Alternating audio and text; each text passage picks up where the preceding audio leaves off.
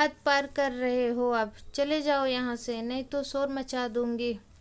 आज फिर से संकेत के घटिया नापाक इरादों को भांप स्वाति चिल्ला उठी। उसका रौद्र रूप देख संकेत भी भौचक हो बोल रहा, अरे अरे भाभी जान, इतना भी सती सावित्री बनने का पाखंड मत करो।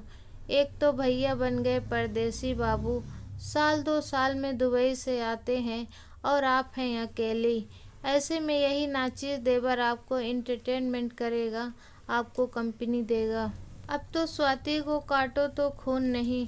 दौड़कर सास के कमरे में जा पहुंची। जोर जोर से सांस लेती हुई पलंग पर लेटी सास के सिरहाने खड़ी हो उनका सिर दबाने लगी। किसी का स्पर्श महसूस करने से सास की निंद्रा टूट गई। अचकचा कर उठ बैठी है। क्या हुआ बहू? वो मम्मी जी संकेत जी आए हैं, इसलिए आपको बुलाने चली आई। अच्छा तब तो आती हूँ, तुम चलो चाय नाश्ता कराओ उसको, थोड़ी देर में आती हूँ। कैसे आना हुआ संकेत? दीदी की तबीयत ठीक है ना? हाँ मामी, माँ बिल्कुल ठीक है। इधर ही कुछ काम से आया था, सोचा कि आप सबसे मिलता चलूँ, इसलिए आ गया। संकेत सास के ननद का बेटा है और बहुत ही निर्लज फ्लर्टबाज है। जब भी आता है स्वाति को बुरी नज़र से ताड़ता रहता। स्वाति का पति विकास दुबई में पेट्रोलियम कंपनी में इंजीनियर है और 6 महीने बाद इंडिया में ही किसी कंपनी में आने वाला है। इसलिए स्वाति अपनी विधवा सास जानकी के साथ बेंगलोर में रहती है। वो भी बीबीए करने के बाद आगे की पढ़ाई नहीं कर पाई थी।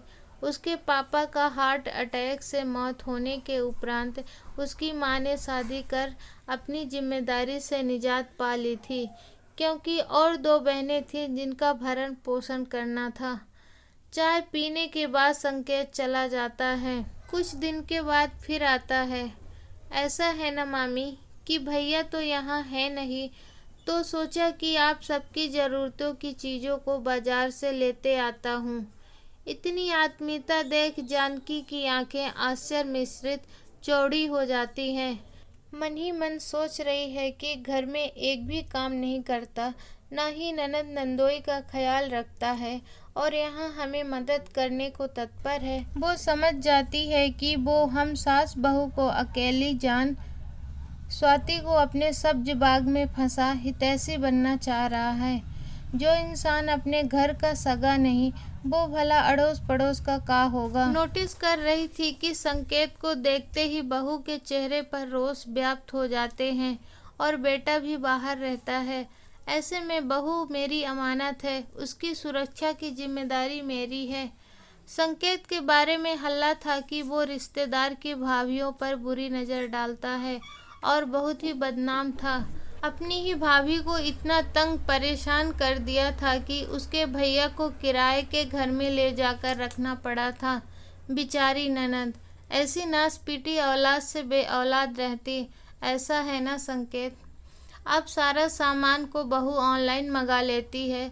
सब्जी भाजी राशन दूध बिग बास्केट वाला दे जाता है। बाकी के कामों के लिए मैं हूँ ना, टहलते हुए जाकर ला सकती हूँ, इसलिए तुम चिंता मत करो।